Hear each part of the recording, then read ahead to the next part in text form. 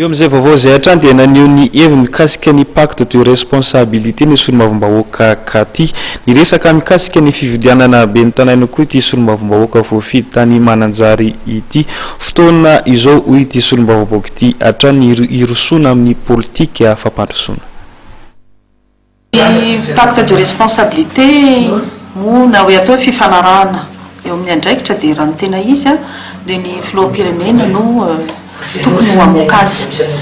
nefany raha malala ankehitriny fa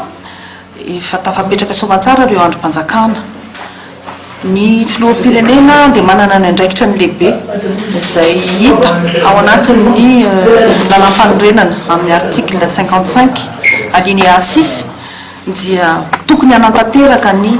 programan'asa entina ampandrosoana ny firenena.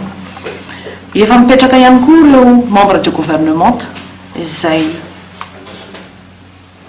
andry anankiray eo amin'ny fanatanterahana an'izany ka izay sombavambahoaka dia manana andraikitra lehibe ao anatin'ny fametrahana ny hoe fifanarahana pacte de responsabilité io fifanarahana andraikitra satria izahay io zany tokony akato izay programan'asa ny filoham-pirenena raha tsy tena hoe ao amin'ny article 91 ny constitution dia manana andraikitra lehibe ny solombavambahoaka eo amin'ny fametrahana ny fampandrosoana maharitra na miresaka ekonomia zany raha miresaka maha-olona hoan'ny fitiavan-tanindrazana ka inona zany ny andraisantsika anazy amin'ny resaka hoe pacte de responsabilité amiko zany io dia